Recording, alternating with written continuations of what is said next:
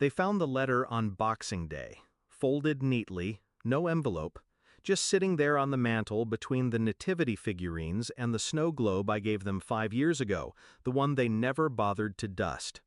Mom screamed first. Dad followed. My sister just stood there, mouth half open, as if choking on her guilt. I wasn't there to hear it. That was intentional. Christmas Eve, I was elbow deep in blood, holding pressure on a teenager's ruptured spleen. A drive-by, wrong place, wrong time. That's the reality of the ER. I don't get holidays. I get 12-hour shifts, cold coffee, and panic coded in beeps. I texted my daughter around 10, asked how dinner was going. She didn't answer. I didn't think much of it at first, spotty Wi-Fi, too much pie, maybe she left her phone in the car. But when I got home, she was there, alone, curled on the couch, makeup smudged, still wearing the green dress we picked out together, the one she'd been so excited to show Grandma. She looked up, eyes red. "They said there wasn't enough room," she whispered. Her voice cracked on the word room, like she was the one who needed permission to take up space. I made her tea, sat beside her, didn't ask questions she shouldn't have to answer. But the rage settled deep, heavy, controlled. I'd seen this before, not in blood tests or CT scans, in the smirks, the comments, the silences. I ignored it for years, excused it. When I had her at 19, they said I ruined my life, said I was selfish, said she was a mistake I'd regret. But I didn't. She became the only thing in this world I was absolutely sure of, and they couldn't stand it. They tolerated her the way people tolerate a stain on a white rug, always trying to walk around it, never outright saying it ruined the whole room. Until now. Until Christmas. I didn't yell, I didn't confront them, that's what they expected. Instead, I got quiet, cold, surgical. A week later, I submitted the paperwork. Dad co-signed my med school loans. It was the only real support he ever gave, and he lorded it over me like a leash.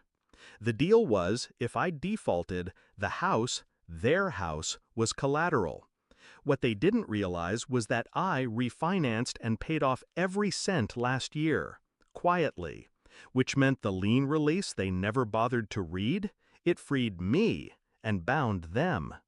I'd also been funding their emergencies, property tax, roof repair, mom's dental surgery, all through my private account, traced, documented, recategorized as loans. No more gifts, just debts. And my sister? She was counting on me to co-sign her kids' tuition. I signed something all right, just not what she thought. I wrote one letter, just one. I'm not angry, I'm awake. You had one job, love her. That seat you denied her at your table, it cost you your place at mine. I included an itemized spreadsheet of every dollar I was reclaiming. I gave them 90 days. No contact, no pleading, just terms.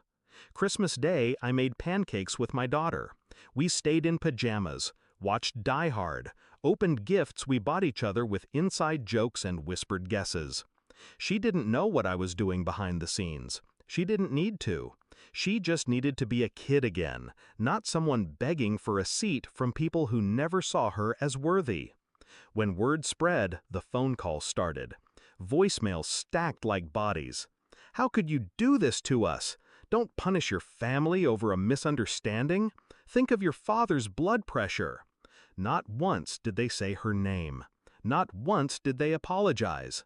They thought they could guilt me into undoing it. That I was still that scared teenage girl they once cornered in the kitchen, waving college brochures like ultimatums. But I'm not that girl anymore. I cut people for a living. Arteries, tumors, abscesses, and sometimes family. Clean, precise, necessary. On the 91st day, I received a check. It wasn't the full amount, but it was enough. Enough to prove they understood this wasn't a bluff. It was a boundary. They bought silence, not forgiveness. Now, holidays are just us. 2 forks, 2 mugs, 1 small table we fill with laughter and stories and burnt cookies. There's always room. I don't miss them. I miss the illusion that they were something worth missing. But illusions don't keep you warm when the world turns cold. She does. And that's enough.